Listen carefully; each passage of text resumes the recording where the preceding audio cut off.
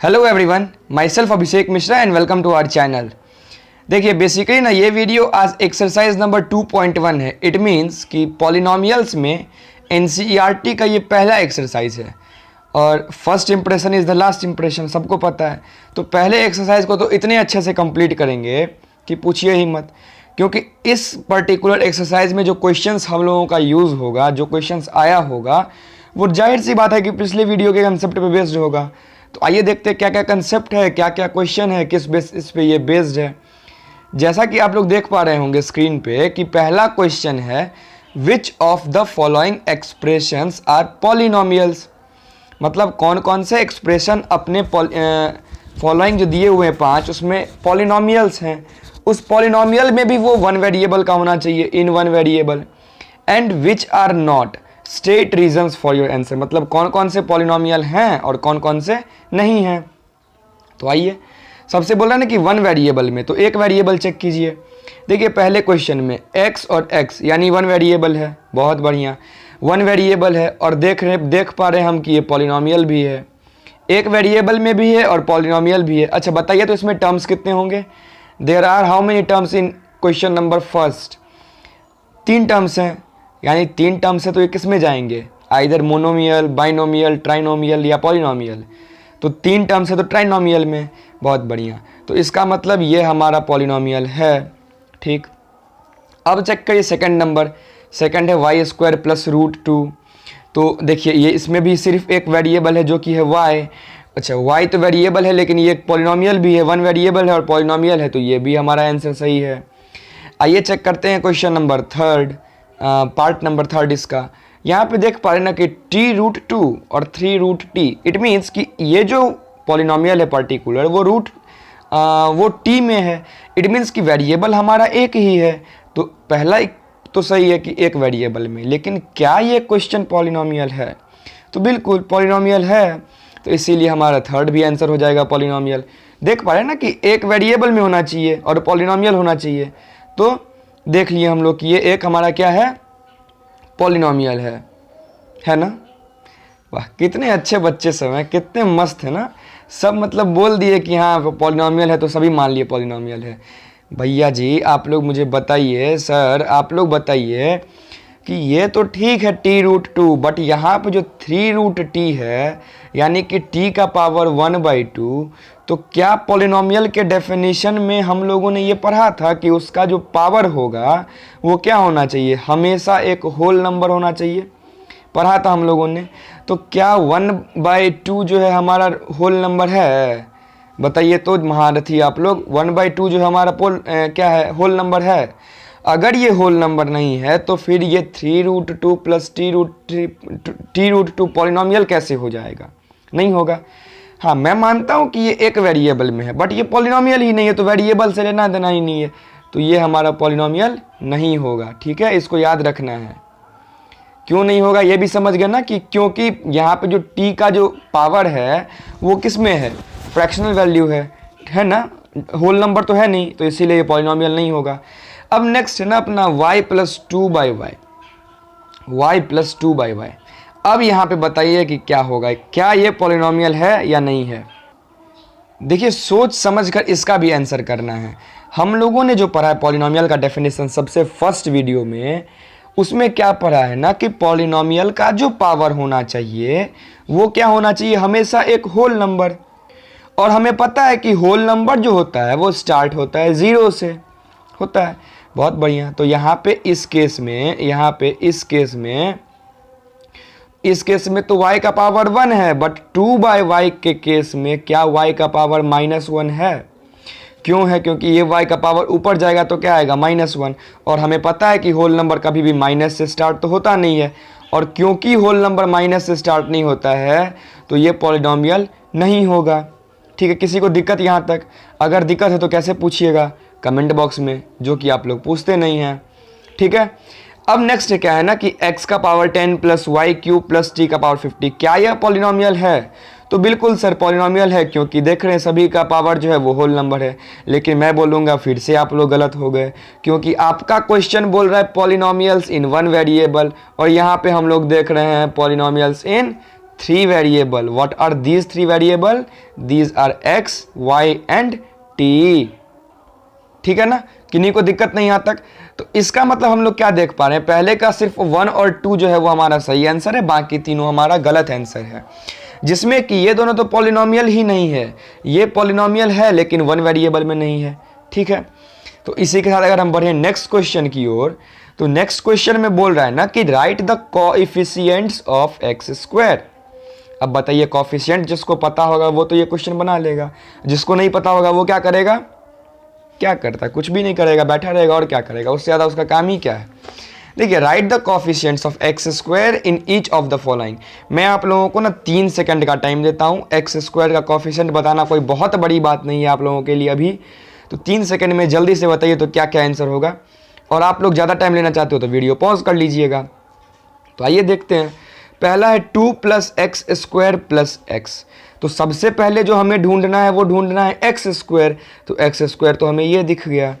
अब देखना है कि एक्स स्क्वायर में कौन सा नंबर मल्टीप्लाइड है. तो हम देख रहे हैं यहाँ पे कि सिर्फ एक्स स्क्वायर लिखा हुआ है, इसका मतलब सिर्फ यहाँ पे क्या है?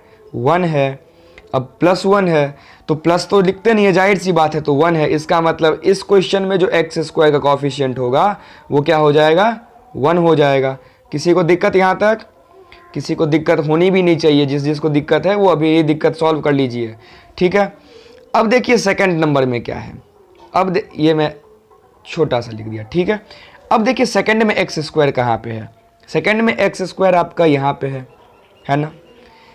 अब यहाँ पे जो एक्स स्क्वायर है तो ये है माइनस एक्स स्क्वायर, यानी कि 1 यहाँ पे मल्टीप्लाइड है. तो इसमें एक्स स्क्वायर को छोड़ के हमें जो बच रहा है वो बच रहा है -1. तो -1 बच रहा है तो यहाँ का कोएफिशिएंट हो जाएगा -1. क्या किसी को यहाँ तक दिक्कत? बताइए. देखिए, मैथमेटिक्स तो क्या बताऊँ, सबसे ईजी सब्जेक्ट है. पता नहीं क्यों आप लोगों को टफ लगता है, टफ लगेगा भी नहीं अभी के बाद. अब थर्ड क्वेश्चन में है ना π/2 एक्स स्क्वायर प्लस एक्स. सबसे पहले हमारा काम है ढूंढना एक्स स्क्वायर को ढूंढ लिए. उसमें लिखा हुआ है π/2 और एक्स स्क्वायर को छोड़ देंगे तो बचेगा π/2. इसका मतलब कि थर्ड क्वेश्चन में जो कोएफिशिएंट होगा वो क्या हो जाएगा? π/2. ठीक है, तो ये लिख दिए π/2. अब इस क्वेश्चन में बताइए कोएफिशिएंट क्या होगा. बताइए तो आप लोग क्या होगा कोएफिशिएंट? बताइए तो लास्ट क्वेश्चन में क्या होगा कोएफिशिएंट? हमारा सबसे पहला काम है एक्स स्क्वायर को ढूंढना. यहाँ पे कहीं एक्स स्क्वायर ही दिया हुआ नहीं है. अब एक्स स्क्वायर दिया हुआ नहीं है तो कोएफिशिएंट की बात ही नहीं आएगी. कोएफिशिएंट की बात ही नहीं आएगी तो ऐसा दुनिया का कौन सा नंबर है जो मल्टीप्लाई करने पर उस नंबर को गायब ही कर देता है? ऐसा कौन सा नंबर है? दुनिया का एकमात्र ऐसा नंबर है 0. अगर उसे मैं एक्स स्क्वायर के साथ मल्टीप्लाई करा दूं तो ये एक्स स्क्वायर को ही खा जाएगा और बन जाएगा 0. इसको आप ऐड कीजिए या सब्ट्रैक्ट कीजिए, कोई फ़र्क ही नहीं पड़ेगा इक्वेशन में. तो क्या हम इस इक्वेशन का आंसर बोल सकते हैं 0? बताइए आप ही लोग, क्या हम बोल सकते हैं? हाँ, बोलने के लिए बोल दीजिए, कोई दिक्कत नहीं है, लेकिन नॉर्मली भी लिख देंगे या तो 0 या तो फिर इसके पास कोएफिशिएंट होगा ही नहीं. There is no coefficient present in particular question in this question. ठीक है, तो यहाँ पे हम लोग लिख देते हैं 0. तो इस बेसिस पे हमारा ये क्वेश्चन भी कंप्लीट. देखिए, नॉर्मल आपका थियरी है, मैं थियरी से ज़्यादा कुछ नहीं किया हूँ. थियरी जिसका भी थियोरेटिकल पिछला पोर्शन कंप्लीट होगा वो इस एक्सरसाइज को बहुत आसानी से सॉल्व कर देंगे. अब देखिए आपका क्या बोल रहे हैं थर्ड क्वेश्चन, बारीकी से पढ़िए कि गिव 1 एग्जाम्पल. ठीक है, एक एग्जाम्पल देना है. Each of binomial of degree 35 end of a monomial of degree 100. यानी कि पहले इसका दे देते हैं बाइनोमियल ऑफ डिग्री 35. तो सबसे पहले आपको यहाँ पे करना है कि बाइनोमियल क्या होता है. तो बाइनोमियल हमें आपको पता है कि बाइनोमियल 2 टर्म्स होते हैं, जिसे कि हम किससे सेपरेट करते हैं, या तो प्लस से या तो माइनस से. तो यहाँ पे एक टर्म होगा, यहाँ पे एक टर्म होगा, यहाँ पे आप प्लस लिखिए या यहाँ पे आप माइनस लिखिए. बात आपका, जो भी आपको लिखना है वो आप पे डिपेंड करता है. दुनिया का कोई भी बाइनोमियल बन सकता है ना, हमें तो एक ऐसे ही बना के दिखाना है. तो आपको जो इच्छा हो आप वो बना लीजिएगा. किसी को प्लस देने का मन हो तो वो प्लस दे दीजिएगा, किसी को माइनस देने का मन हो तो माइनस दे दीजिएगा. लेकिन याद रहे, मल्टीप्लाई डिवाइड टर्म्स के केस में नहीं आए थे. सेपरेट जो होता था वो सिर्फ प्लस और माइनस से ही होता था. ठीक है ना. तो देखिए बोल रहा है बाइनोमियल ऑफ डिग्री 35. अब बताइए, बाइनोमियल तो समझ गया कि 2 टर्म होगा, 2 टर्म फुलफिल कराना है. अब डिग्री 35 बोल रहे हैं, तो डिग्री क्या होता है? सभी को पता है कि डिग्री जो है वो किसी भी एक्सप्रेशन में वेरिएबल का हाईएस्ट पावर होता है. वेरिएबल का, कांस्टेंट का नहीं ना, वेरिएबल का। इसका मतलब कहीं एक न एक वेरिएबल हमें सेलेक्ट करना पड़ेगा। तो सपोज कर लीजिए हम यहाँ पे x, अब है डिग्री होना चाहिए 35, तो ले लीजिए डिग्री 35, क्या दिक्कत है, x का पावर 35 और फिर प्लस के बाद तो कुछ भी दुनिया का नंबर हमें मन हुआ 1 लिखने का, हम लिख दिए 1, यानी x का पावर 35 प्लस 1 हमारा एक ऐसा बाइनोमियल है जिसका डिग्री 35 है। कुछ भी आप लिख लो, बस ध्यान रहे कि वेरिएबल भी कुछ हो सकता है, a b c d y z कुछ भी, लेकिन ध्यान रहना है कि डिग्री 35 होना ही चाहिए, ये मस्ट है, ठीक है ना, डिग्री 35 बस आपका होना चाहिए। तो इस बेसिस पे ये भी क्वेश्चन कंप्लीट। अब है मोनोमियल ऑफ डिग्री 100। आप ही लोग बताओ मोनोमियल क्या होता है? That have only one terms, यानी एक टर्म्स। डिग्री 100, डिग्री तभी पॉसिबल है जब वेरिएबल होगा, तो एक टर्म है तो कांस्टेंट की तो बात ही गायब, क्योंकि वेरिएबल आएगी तभी डिग्री। अब पूछ रहा है 100 तो x का पावर 100। अब यहाँ पे आप बोलोगे कि सर मैं x ही क्यों मानूँ, तो मैंने कब बोला कि सिर्फ आप x ही मानो, आप कोई भी वेरिएबल मान लो, आप इंग्लिश अल्फ़ाबेट का जो नंबर मानना चाहते हो वो मान लो, लेकिन बस ये इतना ध्यान रखिएगा कि उसका जो डिग्री होगा, उसका जो हाईएस्ट पावर होगा वो 100 ही होगा, ठीक है। क्वेश्चन आपका यही मांग रहा है, जो मांगेगा वही देना चाहिए, ठीक है। तो ये क्वेश्चन भी कंप्लीट हुआ हमारा। अब आते हैं अपने लोग ना फोर्थ क्वेश्चन पे। फोर्थ क्या बोल रहा है ना कि right the degree of each of the following polynomials. सभी पॉलिनोमियल्स का डिग्री फाइंड करिए। सबसे पहले इसमें वेरिएबल क्या है x, x का हाईएस्ट पावर क्या दिख रहा है आपको, देखिए यहाँ पे 3 दिख रहा है, तो इसका डिग्री हो गया 3। बहुत बढ़िया, बढ़िए आगे। ये पॉलिनोमियल y में दिख रहा है वेरिएबल y, डिग्री है हाईएस्ट 2, तो डिग्री 2। ये पॉलिनोमियल आपको t में दिख रहा है, हाईएस्ट पावर है 1, t का पावर तो 1 ही है ना इसमें, तो इसका डिग्री हो गया 1। अब ये पॉलिनोमियल तो हमें दिख ही नहीं रहा है, ये तो कांस्टेंट पॉलिनोमियल है। और याद होगा आप लोगों को पिछले वीडियो में कि कांस्टेंट पॉलिनोमियल के पास डिग्री होता ही नहीं है, क्योंकि इसके पास वेरिएबल ही नहीं है। तो इसके पास जो डिग्री हो जाएगा वो क्या हो जाएगा। अब आप लोग बताओ मुझे, क्या डिग्री 0 होगा या 1 होगा, बताओ। देखिए 1 का तो सवाल ही पैदा नहीं होता। अगर 1 होता तो यहाँ पे देखिए, इस क्वेश्चन में, थर्ड क्वेश्चन में 1 आया, इसका मतलब वेरिएबल है, बस t लिखा हुआ था तो डिग्री 1 था। इसमें तो वेरिएबल है ही नहीं, तो 1 का तो सवाल ही नहीं है। अब मैं एक बात बताऊं, अगर 1 नहीं है ना तो इसको हम लेट सपोज 3 मान लेते हैं, इसके साथ एक वेरिएबल होगा x, और अगर उसका पावर होगा 0, तो एक बात मेरी आप लोग आज नोट करके लिख लो, नोट, NOTE, नोट बनाना। और नोट में क्या लिखना है कि किसी का भी पावर अगर 0 हो जाए, नो मैटर वो दुनिया का वेरिएबल हो, कांस्टेंट हो, कुछ भी हो, वो कुछ भी हो, अगर उसका पावर 0 हो गया तो वो जो टर्म आएगा, जैसे अगर मैं पूछूं कि 2 का स्क्वायर क्या होता है, तो आप लोग क्या बोलोगे, सर 2 × 2 लिखिए और 4 बना दीजिए, तो 2 का स्क्वायर हो गया 4।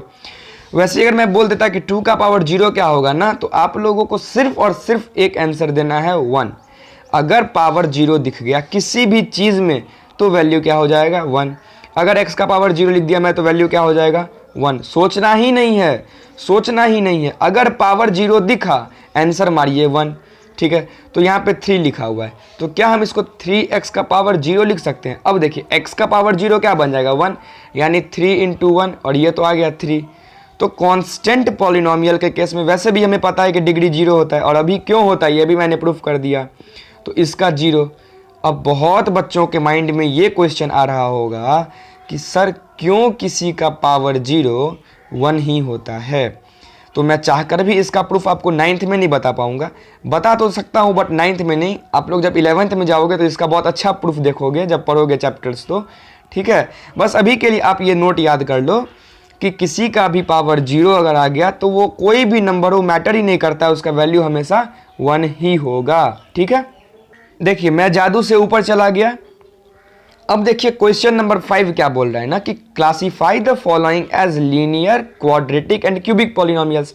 आप लोग मैथ पढ़ोगे ना मेरे साथ, तो मैं जादू दिखाते रहूँगा, ऐसे नीचे से कब ऊपर पहुँच जाऊँगा पता नहीं, फिर इधर से इधर भी पहुँच गया। देखिए तो पहुँचने की बात है, मैं कहीं भी पहुँच सकता हूँ, ठीक है। अभी आप लोग बस इतना सोचो कि क्या होता है लीनियर पॉलिनोमियल। देखिए मोनोमियल, बाइनोमियल वगैरह जो था वो टर्म के बेसिस पे डिफाइंड था, लीनियर जो डिफाइंड है वो डिग्री के बेसिस पे डिफाइंड है। तो the polynomial having degree 1 is known as linear polynomial. तो सबसे पहले हम लीनियर पॉलिनोमियल ढूंढते हैं किस किस के पास डिग्री 1 है। अच्छा एक ही साथ ढूंढ लेंगे, कोई दिक्कत नहीं। तो लीनियर समझ गए। क्वाड्रेटिक में जिसके पास डिग्री क्या था 4 था, 4 था, बिल्कुल बिल्कुल 4 नहीं था, 4 का आधा था, ध्यान दीजिए। क्यूबिक में पॉलिनोमियल क्या था, 6 था, 6 का आधा मत बोल दीजिएगा, आधा, बिल्कुल आधा, 6 का भी आधा ही था, ठीक है। मतलब लीनियर में डिग्री 1 होना चाहिए, क्वाड्रेटिक में डिग्री 2 होना चाहिए और क्यूबिक में डिग्री 3 होना चाहिए, तो नाम से भी क्लियर है आप लोगों को। तो आइए देखते हैं, इसमें हाईएस्ट पावर यानी कि डिग्री 2 है, यानी ये बन गया क्वाड्रेटिक क्यू। इसमें हाईएस्ट डिग्री 3 है, ये बन गया क्यूबिक। इसमें हाईएस्ट डिग्री 2 है, बन गया क्वाड्रेटिक। इसमें हाईएस्ट डिग्री 1 है, बन गया लीनियर। देखिए ध्यान से देखिए, आप लोग बस डिग्री देखिए और डिग्री पकड़ के, पर डिग्री पकड़ में आ गया मतलब आपका टर्म पकड़ में आ गया कि लीनियर है, क्वाड्रेटिक है या क्यूबिक है। इसमें है डिग्री 1 तो लीनियर, इसमें है डिग्री 2 तो क्वाड्रेटिक, इसमें है डिग्री 3 तो क्यूबिक। खत्म। समझो कि मैं ये क्वेश्चन आप लोगों से अब सॉल्व हो गया। मैं मान लूँ क्या ये क्वेश्चन आप लोगों से सॉल्व हो गया? मानना ही पड़ेगा ना, क्योंकि सारा क्वेश्चन तो मैंने ही सॉल्व कर दिया, ठीक है। तो देखिए अब आ गए आपके जो भोंदूराम चाचा हैं, जो आप लोगों को शायद बेहद पसंद भी होंगे, क्योंकि लेक्चर ख़त्म करवा देते हैं। तो भोंदूराम चाचा की जय हो। भोंदूराम चाचा आज रेड कलर में कैसे आ गए जी? भोंदूराम चाचा के लिए ब्लू कलर मैंने सेव कर रखा है, बताओ तो आप लोग। तो भोंदूराम चाचा की जय हो करते करते हम लोग ताली बजाते बजाते इनको देखिए तालियों के साथ इनका स्वागत कीजिए। बाकी जिसके माइंड में आ रहा है और दूसरा चीज़ वो सब नहीं सोचना है, पढ़ाई पे ध्यान देना है। कुछ करिए नहीं करिए, सावधान तो रहना ही रहना है और सतर्क रहिए। ये 2 चीज़ नहीं रहिएगा तो कब क्राइम पेट्रोल का घटना घट जाए कोई ठीक नहीं है, ठीक है। तो मिलेंगे नेक्स्ट वीडियो में नेक्स्ट थियरी के साथ, तब तक के लिए bye bye and take care.